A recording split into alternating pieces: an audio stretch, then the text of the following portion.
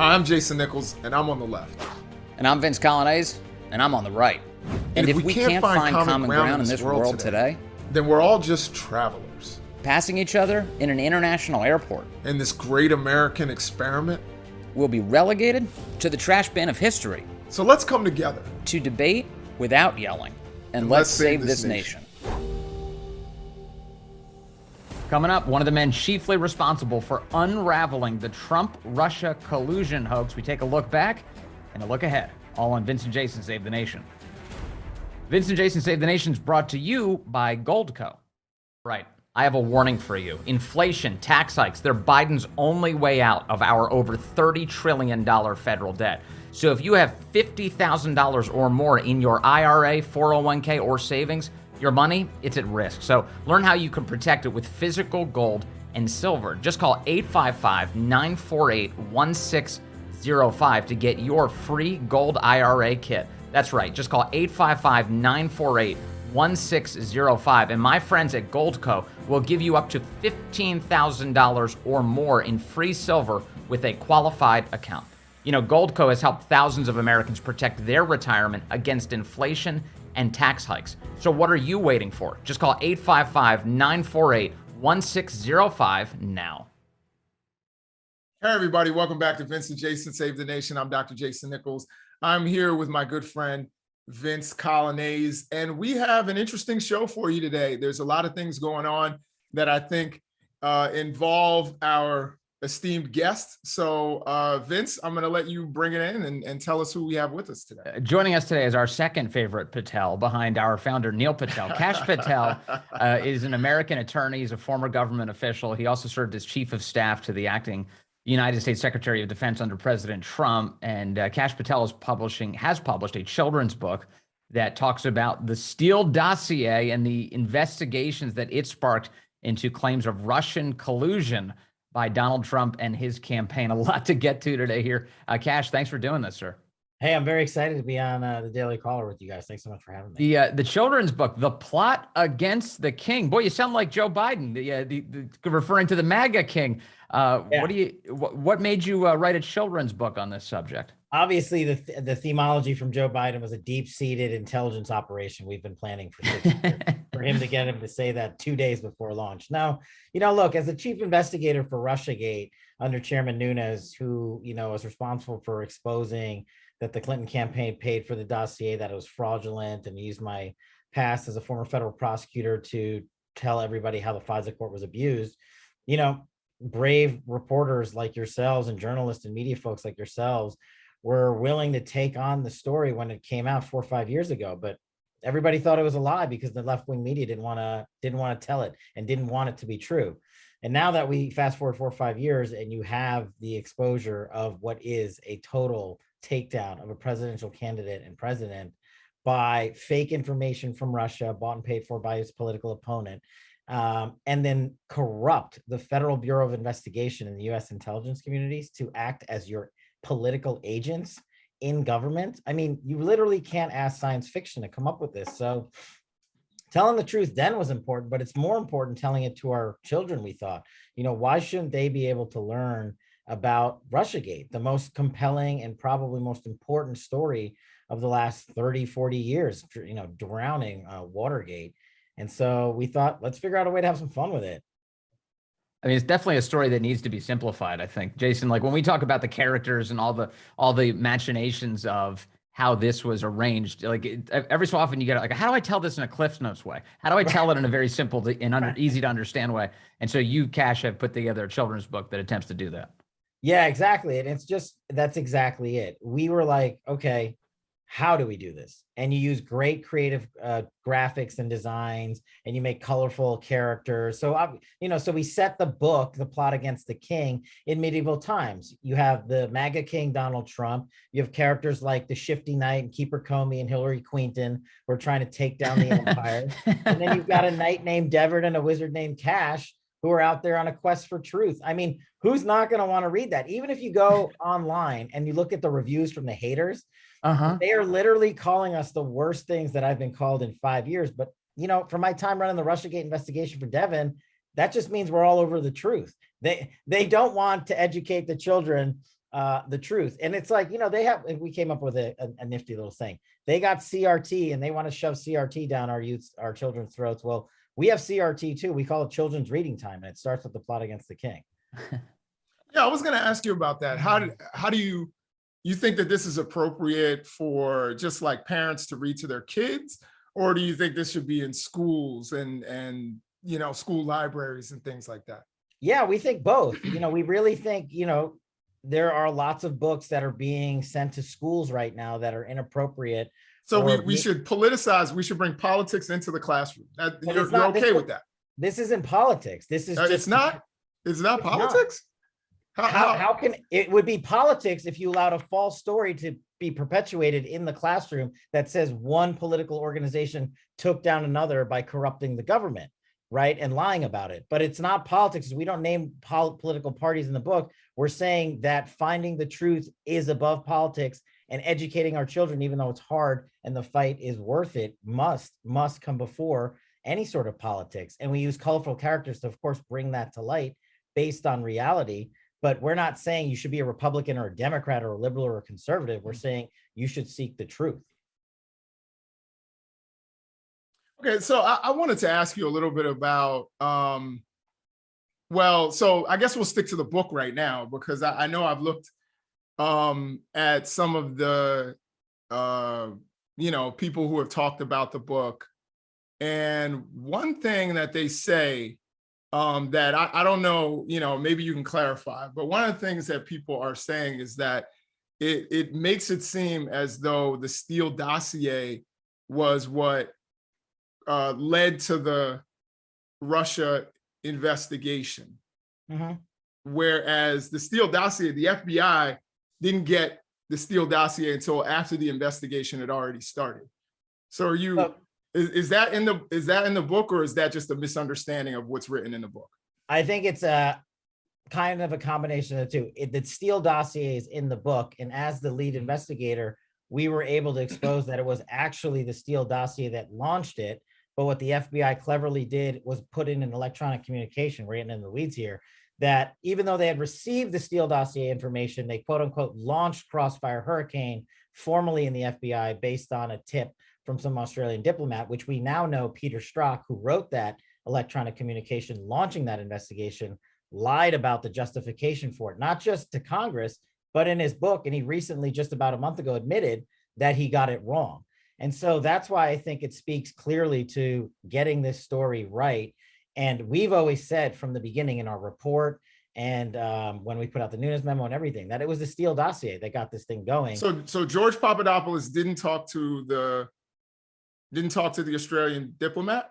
No, they did all that. That was part of the investigation once it took off. And what we've said from the beginning is that the Steele dossier was acquired by the Democratic Party leadership through Fusion GPS and Perkins Coie, which was one of the launching points for this investigation. That's what we've said from day one, and I stick by that.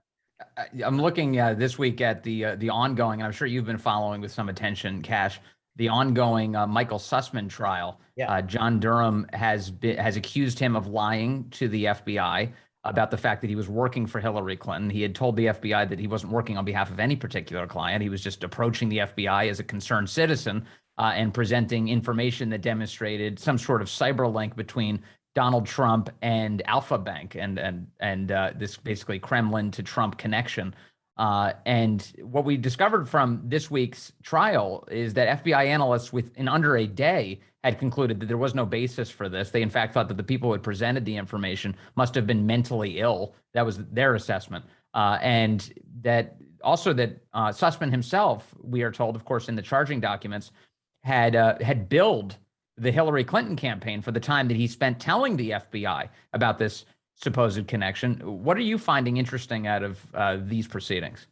I'm glad that John Durham's doing this investigation. And look, the Sussmann indictment is based on my interrogation of Sussmann under oath 4 years ago, when we interviewed 60 some odd witnesses under oath, including the heads of the intelligence and law enforcement agencies. But Sussmann was one of them. And I asked him, are you doing this work? And I'm quoting, but you can go get the transcript. It's publicly now, it's been declassified.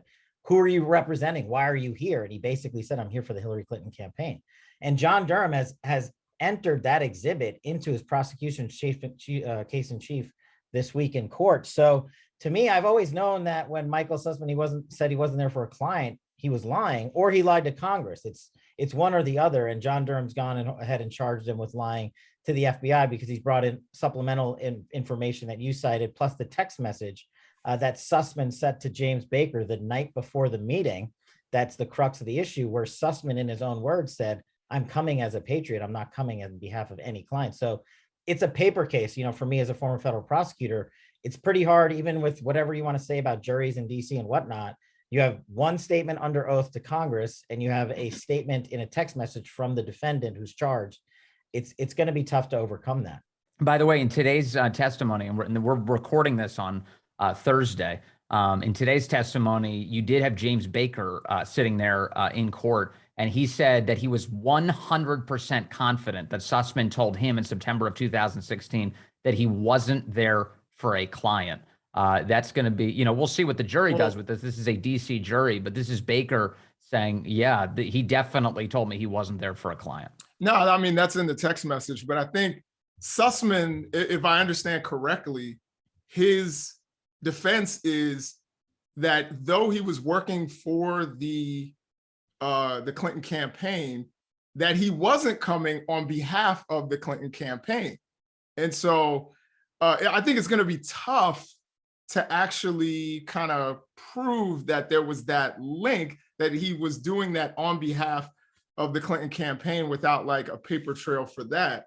And I also, one thing I will say, and I don't know Democrats, even people that I know who are really hardcore Hillary Clinton people, and of course, a lot of the MAGA people that I don't know anybody who was happy with the FBI during that whole 2016 period. No one liked the FBI. And a lot of people don't trust the FBI. So Sussmann, I think his argument is the FBI was of course aware that I worked for Clinton. Like they weren't unaware of this. And so I guess I want to ask Kash, like, what do you think about Sussmann's defense that the FBI was aware I was working for Clinton? I wasn't coming on behalf of Clinton when I delivered that, data, hard drive or whatever. And I think that it's going to be hard to draw that link in front of a jury, and particularly a jury that's not necessarily inclined to A, believe the FBI, and B, to, make links because they feel partisan one way or the other. I think Sussmann needs to hire you, because that's the best, succinct defense that I've heard put out of Sussmann. I'm serious. And look, before I was a federal prosecutor, I spent 8 years as a public defender down in Miami in federal and state court. And we would always, when we were limited on the facts, what you do is you put the cops on trial, the bureau, these special agents, what have you, and you try to go after their credibility. And you're right, their credibility across the board, the FBI has been, devastated over the last couple of years, Republican, Democrat, middle, left, right, or what have you. So that's in his favor for sure. What's not in his favor, and one of the things I did during the Russiagate investigation was I told Devin, I was like, look, follow the money. Money doesn't lie. And what's going to be some of the strongest information to supplement what we just talked about is the billing records from his law firm at the time that he was bringing this information to James Baker, the head counsel. They've introduced into evidence billing records that simultaneously show he's charging the clients for that information. And so it's going to be tough for them to sort of navigate around that, but it's a good defense to come in to say, well, we really can't trust the FBI. And by the way, I called my friend, James Baker, who's testified under oath and says Michael Sussmann's still his friend. And I don't know if that helps him or hurts him in this case, but I see your point. And it's a pretty good defense for them to stand on. But I think Mark Elias didn't help them yesterday. Yeah. No, the collapsing faith in that institution has been such a tragedy, and it's their own fault. I mean, it's their own fault. And certainly James Comey and all of the behavior that took place in 2016 that you unraveled. This is I've been meaning to ask you, Kash. I looking back on your efforts with Devin Nunes to investigate the wrongdoing here. Remember we had those like conflicting memos that came out from your team, Devin Nunes, and also Adam Schiff's team. Yeah. And Adam Schiff was making all sorts of assertions about sort of the sanctity of the FBI and how everything was on the up and up. And Devin Nunes was saying, no, this is a disaster. There's abuses here in surveillance. And in the end, the Inspector General report that came out from the Justice Department sided with your team, with Devin Nunes' team, saying, yeah, no, that's exactly right. There were substantial abuses here. What was your relationship like, if any, with Adam Schiff and his team while you were in Congress? Did you guys like talk to each other? Was it icy cold? I mean, what is it like behind the scenes? I mean, back then, we tried to always be professional, because I told Devin, I said, look, I don't know. When I started this investigation, I didn't know Donald Trump. I hadn't met him. And I said, you're hiring me for my investigative background. And I worked in the intelligence community and I had experience with FISA. So I made him a promise. I said, look, whatever we find, we're putting out the truth. And I learned as a prosecutor, the best way to do that is to take their documentation, they, the FBI, and they, the campaign, or they, the intelligence community. And when we wrote our memo, we didn't like make up summaries and use our own words. We took their documentation, their transcripts under oath, their testimony, like the likes of McCabe and Sussmann and Elias. And we put that forward to the American people because we knew it would withstand the test of time. We knew, of course, we'd lose the battle in the media. And the relationship with, look, I've always at least said, it's Congress. You have to respect the institution and the members of Congress, whether you agree with them or disagree with them. And we tried to maintain that the entire time. The staff sometimes got a little heated, things got emotional, but we tried to maintain the level playing field by saying, look, this isn't about you or me. We have a job to do. And if we find normally, like, the 9/11 Commission, sort of the blue ribbon way to do this bipartisan investigations, but we sort of lost that path after the Russiagate during the Russiagate investigation.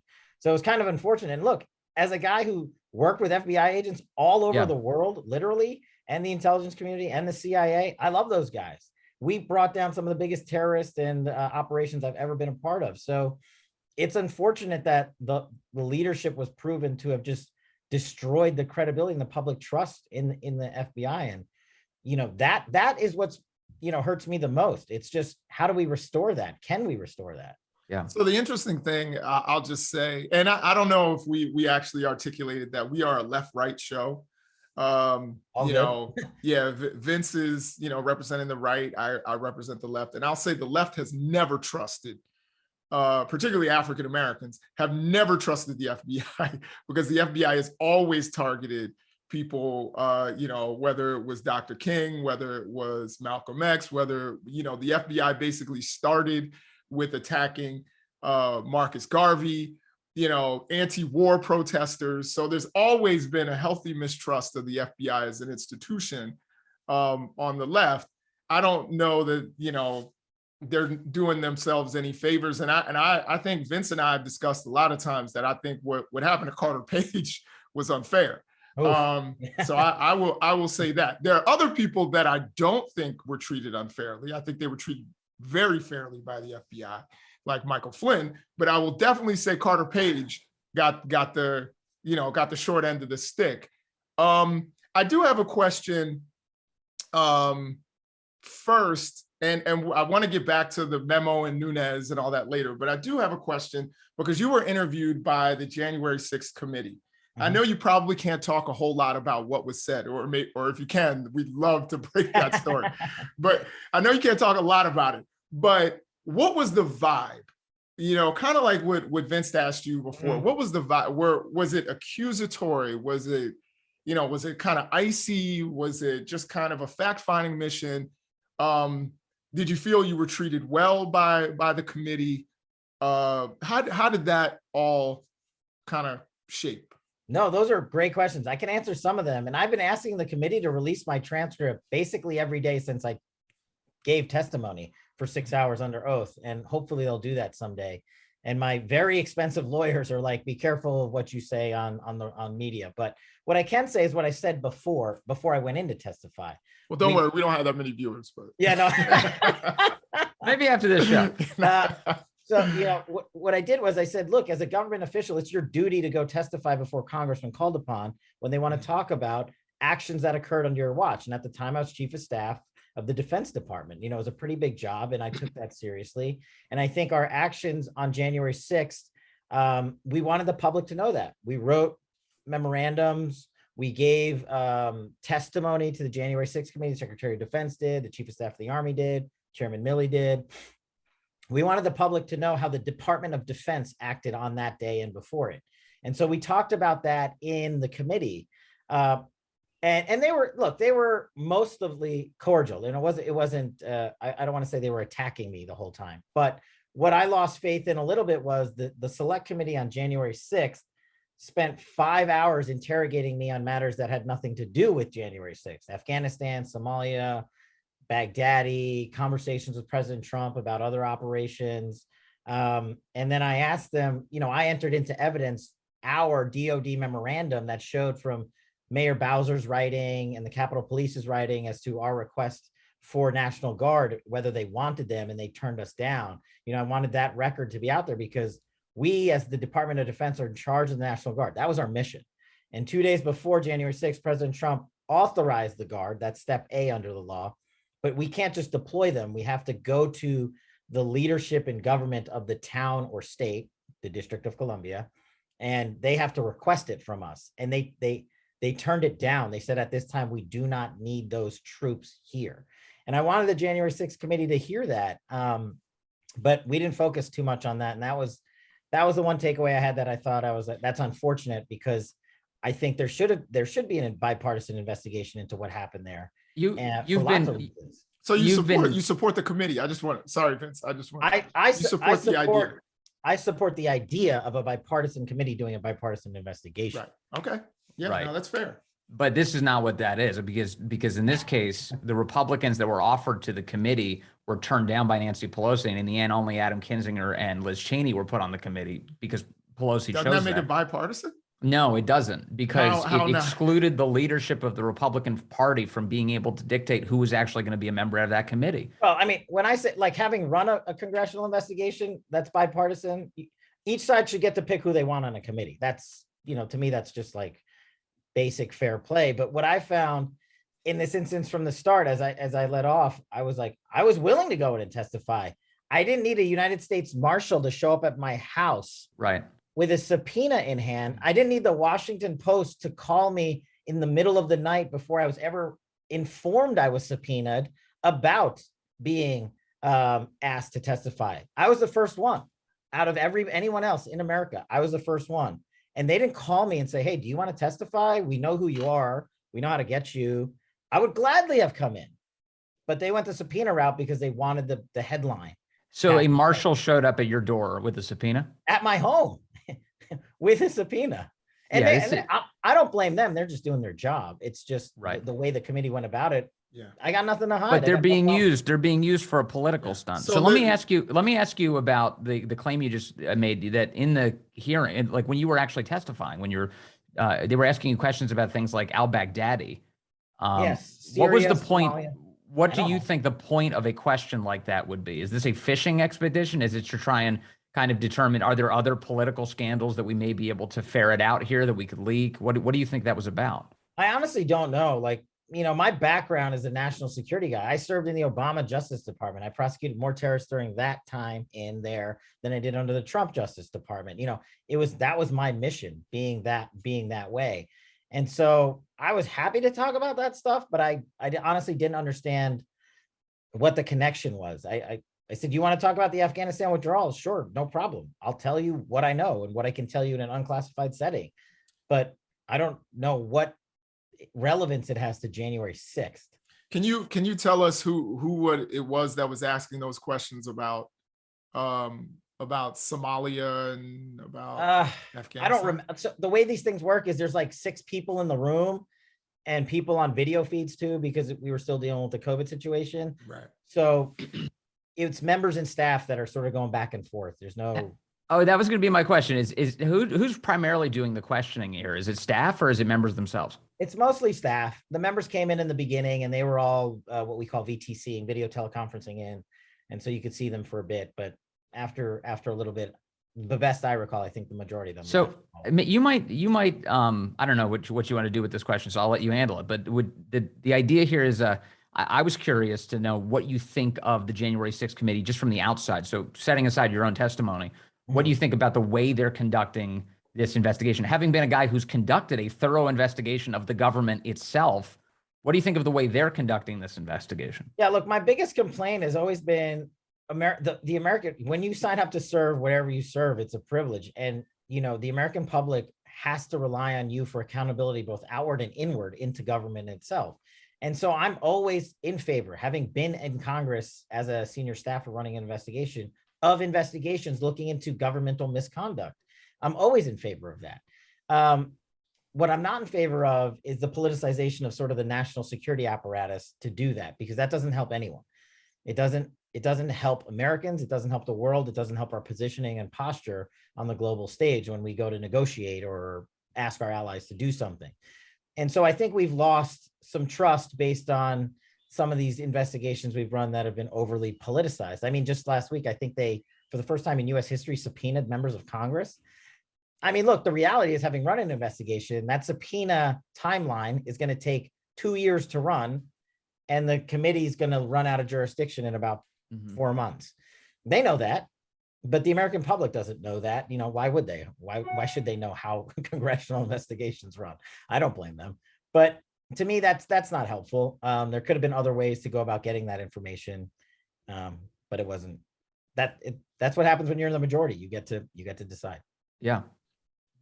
So let me ask you, do you think that if Republicans take back the House and potentially take the Senate, do you think that there are going to be these kind of ridiculous retribution investigations and impeachment trials and all that to because they're still angry about what happened to Donald Trump? And how would you feel about that? Would you dissuade Republicans from doing that?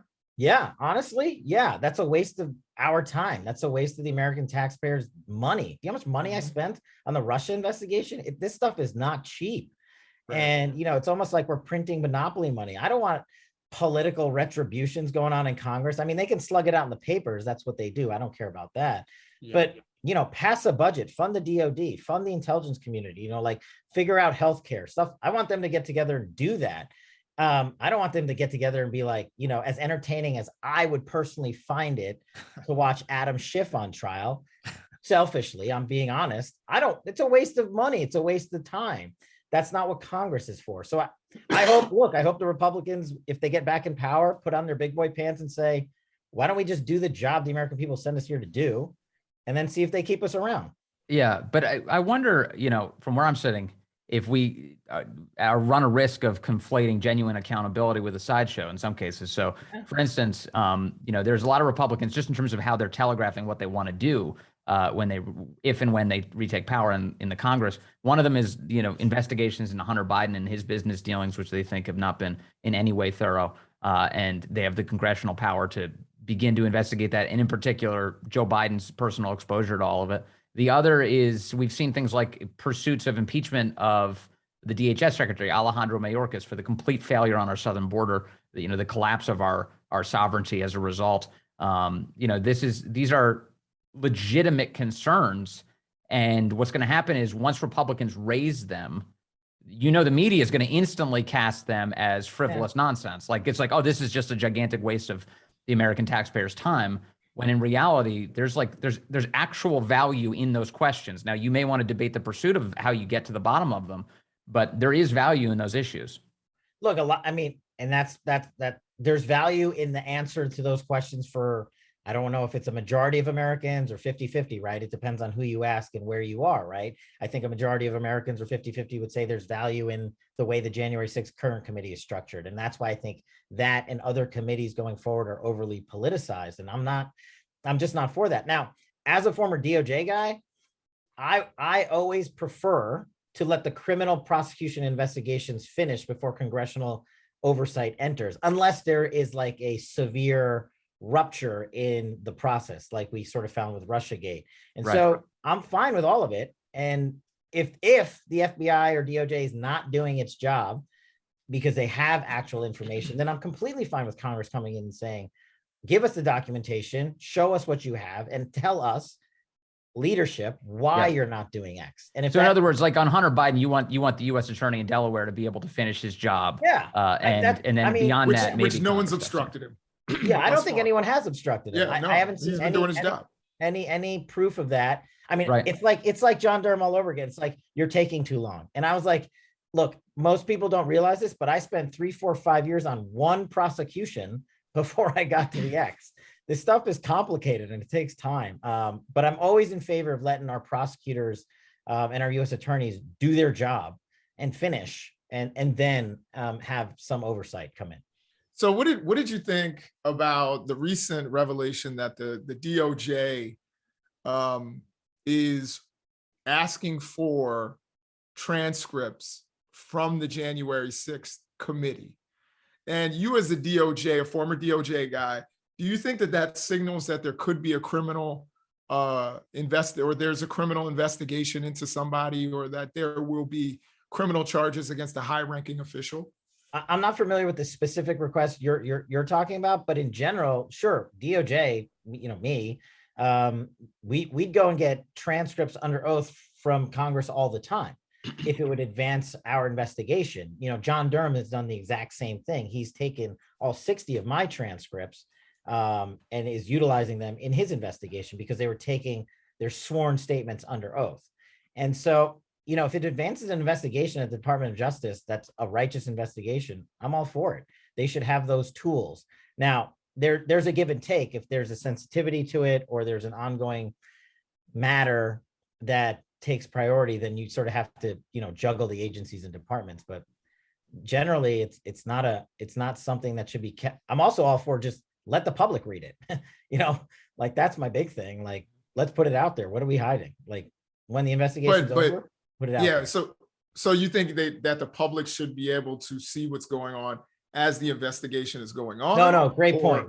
Once it's over. Over. Yeah. No, you can't. I agree with a lot of what you said, in particular about, like, these investigations are not short. There were a lot of people who complained about Mueller's investigation being too long. There were people who complained about Benghazi's, that investigation going on too long. And I think those investigations take time. Yeah, I was the lead prosecutor for the Benghazi stuff for Main Justice. That took forever. Yeah, it was like a 2-year investigation or something like that, 700 days or something. And I think, again, I think there are things about that investigation that, I'm sure we would probably disagree about, but at the same time, I understood if there's an investigation that we should let it actually percolate and actually see what happens. Yeah. I'm wondering, how did you feel? Just can I ask a follow-up question on what you just asked Jason about the Justice Department? To flesh out what Jason said, I'm just reading from the New York Times here so that we have it. The Justice Department this week has asked the House committee investigating the January 6th attack for transcripts of interviews it is conducting behind closed doors, including some with associates of former President Donald J. Trump, according to people with knowledge of the situation. The move is further evidence of the wide-ranging nature of the department's criminal inquiry into the events leading up to the assault on the Capitol and the role played by Mr. Trump and his allies as they sought to keep him in office after his defeat in the 2020 election. So you've got the Justice Department, according to the New York Times, making a request to the House committee. I don't know if Kash actually trusts the New York Times. Well, look, I'll be upfront. I'm suing them for defamation, but we'll try to be objective. So. Sure. So the Justice Department comes in, they make this request, and as you mentioned, like, it's not totally unusual. I mean, there's testimony before Congress that ends up in the hands of the Justice Department. I guess where my guard goes up here is on the idea that a political body, which has sort of expansive investigative powers, but not criminal prosecution powers, and meanwhile, the Justice Department, it needs a good predicate, I thought, in order to conduct an investigation and to question someone. And so to what extent does a political investigation turn into an effort to basically figure out a way to tag somebody with a crime? You've got the left, which, if you can read it anywhere, is like definitely jonesing for Donald Trump to be charged and handcuffed and put in jail for something. Like, it doesn't matter what it is. You just got to take him down. And so You do worry about the danger that comes along with a House investigation being used as kind of like a pretextual way to do something that the Justice Department couldn't have done on its own. Yeah, look, as a DOJ guy, you always want to think that the folks handling these types of sensitive investigations are your career apolitical guys. And, I used to be one of them. I disagreed with how Attorney General then at the time, Holder, wanted to proceed on Benghazi, but I said, check, boss, marching orders, chain of command, that's the way we're going. And that's the type of thing that I hope is going on now in the Justice Department. Look, you're always getting referrals, and this is the other thing, this is getting down in the weeds of it, but Congress is always sending the Justice Department referrals for criminal prosecutions. We did it during Russiagate, the Democrats did it, the Republicans did it. I'm sure they're doing it during January 6th. And so what the Justice Department is saying, in my interpretation, is, okay, what's your basis of the referral? It's the transcript. They're probably saying so-and-so lied to Congress, or we believe they lied to Congress. Will you, the Justice Department, look at that? And I'm fine if that's what they're doing and the Justice Department looks at the law and applies the facts and makes a decision just based on that. But I do agree with you on the over like political stuff. Like, I hope DOJ is not just looking at it for the sake of just looking at it from a political lens. I hope not. We didn't do that. I never practiced that. So that introduces something interesting. I hadn't thought of that. So this could just be Congress making referrals. Yeah. And then the Justice Department saying, okay, show us the transcripts that you have. And then if, they happen to hit it big, they find one that the Justice Department goes, sure, it looks like they maybe lied to you. There was some dishonesty here. Then all of a sudden now the headlines are process crime. This guy lied in testimony before the January 6th committee. And now we've got, another scandal in the headlines. Well, the headline, like I've been the subject of an incorrect headline, is Justice Department investigating, and then you insert X, a very broad subject to get a media headline, right? The Washington Post did this to me. Justice Department investigating Kash Patel, but when you actually read it, they're not investigating Kash Patel. They just take the referrals, or they take the leak of a request for information as an all-out investigation. As you were saying, you can't just launch a DOJ investigation. You need a predicate. You have to build to it. And if you don't meet that mark, then it's not an investigation. Man, I know we're running out of time, so I just want to kind of ask about Donald Trump's tweets, and I'm not asking you necessarily to speak for Donald Trump, but Donald Trump's tweets where he was saying that Obama had tapped his phones. And I know you say that one of the things that I, in preparation to talk to you was, I feel like there's a little bit of a gap in what Trump was saying and what you said. And I just want to know, do you agree with what Trump said, or are you just saying what I was reading? And what I read is that you said the FBI tapped Trump's phones. Now, the FBI and the NSD say they have no record of that. I said that. Yeah. Did you not say that? I said that the FBI tapped Trump's phone. I don't know that I ever said that. Okay. So maybe I've got that incorrect. Okay. This is why we're here. Knowing how the FISA court works, sorry, you go ahead, and then I'll jump. No. I'm glad we're here correcting that. I thought that I had seen that it said that you had said that the FBI had tapped Trump's phones. Then the FBI comes out and says that there was incidental and legal wiretapping of staffers from the FISA warrant. So you're saying, and of course Trump tweeted, Obama, tapped my phones, and it was coming from Obama himself. And there's no evidence necessarily of that, unless you have some evidence. So I wanted to know, is there like a disconnect between what Trump tweeted, or did he misinterpret what the idea was, or was it that he's actually correct that there's some evidence that Obama actually said, hey, tap that guy's phones at his offices? I mean, I love talking FISAs. I think your viewers are going to fall asleep, but I'm all in. Yeah.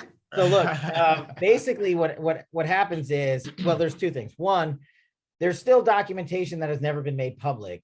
Brennan, when he was the head of the CIA at the time in end of 2016, went to Obama and briefed him on the operation, let's just call it Russiagate because it's just easier to couch that way. We still don't know the contents of what that briefing were. We have Brennan's notes that some of them have been declassified, but we know from those notes, Brennan told Obama that there was a campaign paid for maneuver to try and surveil Donald Trump. That's what the notes generally say. I'd love for the document to be released, and then we would know what Obama did and didn't know and when he knew it. And that would clean that up. From a FISA perspective, having been to the FISC, the Federal Surveillance Court, and asked for FISAs, you get pretty technical. So when you say, I've probably said in the past that the campaign was monitored. I'll say that today, with affirmation. When you ask for a FISA on target X, what you're able to do with your collection capabilities is do this couple of hop thing. And then you can go from like your target to who he's talking to who they're talking to, and maybe even to who they're talking to. And what we do as prosecutors is when we want to launch an investigation with a FISA, we get the target that we can easily show to be an agent of a foreign power. That's what you have to prove in a FISA application, even though if it's not the target of the criminal investigation, because we can get through him, we can get to others that we want to surveil. And that's the purpose of and how FISA works. Now, whether or not you agree with FISA is a whole different story, but I have said in the past, without a doubt, that the campaign was, if you want to use tapped or surveilled or whatever, but that happened. I don't think I've ever said that Donald Trump's phone was tapped. Okay. Now that's a good clarification. Because I'd read that Devin Nunes actually agreed that it was, that the wiretapping came, it was of staffers, and that it came from the legal FISA warrant. Am I correct there? I think what I'm allowed to still say is some of that stuff's still classified, but generally speaking, if the target of your FISA is talking to other people, you can collect on that stuff. And so, you can extrapolate from there. If the target was Carter Page, who else was getting collected? And government officials have used that specifically, right? Not to go after the target of the FISA themselves, but in order to backdoor into a person that person's speaking to. 100%. I did it, when I was trying to chase down terrorist targets, I'd be like, who can I get enough information on to make a case to the FISA court for, even if my subject is A and I want to target B. Right. You still got to jump through a bazillion legal hoops, and rightly so, to get there. So speaking of back doors and back channels, first of all, I think you should get an audio version of your book read by Fiona Hill, because I love to hear Fiona Hill talk. Her voice, her accent is amazing. What do you think about, first of all, I guess the broader question is, do you agree with the Mueller report that Russia interfered in the 2016 election? Well, I agree with our report, which was, I think, 2 or 3 years before that, which is what we said. We said that then. Russia interfered with the election. And we showed it in our 500-page report. But that was 2 or 3 years before Mueller. Okay. Yeah. So yours came out immediately after 2016? 2017, maybe early 2018. It was on the whole Russian active measures, all that stuff, FISA, everything was sort of grouped into one thing. Okay. So fundamentally, your report agrees with the Mueller report that Russia interfered in our election. We proved it. I think where there's public disagreement is they don't get into the weeds of, we showed how much money Russia spent in our Russian active measures report and how it affected social media and things like that. And it was on a very small number. And what we couldn't find evidence on, and I believe Mueller came to the same conclusion, is that we couldn't find evidence to show that interference changed somebody's vote or altered a machine or what have you. So that question we couldn't answer, and I don't think Mueller did either. Okay, I thought Mueller actually did, but maybe he didn't. That was a long time ago, and that was a long report. That was a long report. So I'm not gonna necessarily go into, into that. Right. I have a warning for you. Inflation, tax hikes, they're Biden's only way out of our over $30 trillion federal debt. So if you have $50,000 or more in your IRA, 401k, or savings, your money, it's at risk. So learn how you can protect it with physical gold and silver. Just call 855-948-1605 to get your free gold IRA kit. That's right. Just call 855-948-1605. And my friends at Goldco will give you up to $15,000 or more in free silver with a qualified account. You know, Goldco has helped thousands of Americans protect their retirement against inflation and tax hikes. So what are you waiting for? Just call 855-948-1605 now. But what did you, I know you've kind of denied Fiona Hill's claims that you were back channeling Ukraine. I guess right now, with everything that's going on in Ukraine, what is kind of your broad view of what's going on? And what do you think about, Finland and Sweden joining NATO and some of the things that are going on in that region? Man, I love talking about this stuff, but that's like a hard sell in a short time. Look, when an individual who serves government like Fiona Hill goes out and lies about someone she's never met, me, and injects me into an international presidential impeachment falsely, that's a big deal. And that's not appropriate for anyone to do. To say I was Trump's Ukraine whisperer. I don't even remember ever talking to President Trump about the Ukraine at that time, because we didn't. I was his counterterrorism guy. And it's public. She admitted to the world in congressional testimony, her and Vindman, that they had never met me, they didn't know me, and they didn't see me. So it's very disturbing for a career official to come in and say she was bipartisan. And oh, by the way, we find out that she was the employee of the now indicted Danchenko, Christopher Steele source, introduced the two of them together, and then also introduced them to Clinton world. I mean, it's not appropriate to do that to a career government guy. On the Ukraine, it sucks. War is the worst thing ever. I hate it. And whether we're a part of it or whether our allies are fighting it or whether Ukraine's being invaded or another country's being invaded, it's literally not even the last measure. It should just never happen. But I think our national security apparatus failed to ward off, a powerful or a ceding Russia to come in and do what they've done. And now we don't have an exact answer for it. I hope the situation quells and calms quickly. But the NATO thing, as you brought up, circling back to that, that's not going to help.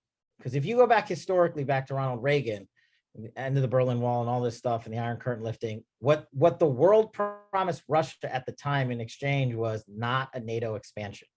And when we fast forward 40 years and everyone's forgotten what we said back then, I'm not saying it's right that Putin invaded Russia, 100% no. But now we're talking about Finland and Sweden, I think, joining Russia.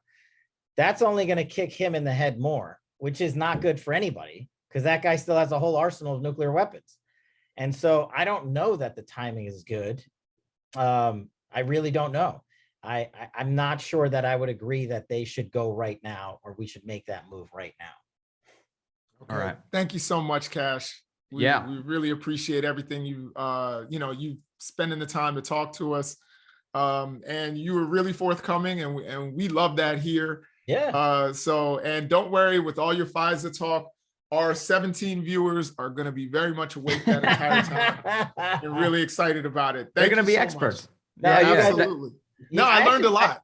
I really enjoy it. I'm happy to do these interviews and, hopefully, and thanks for letting me talk about the book, which, it's just fun. And, maybe people like it, maybe they won't, I don't know. But I had fun doing it and I had a great time talking to you guys. So hopefully you'll have me back and tell that other Patel guy I said hello and he owes me a phone call. We will. We'll definitely do that. Kash Patel, again, the author of The Plot Against the King. Thank you, sir. Great to talk to you. Thanks, gents.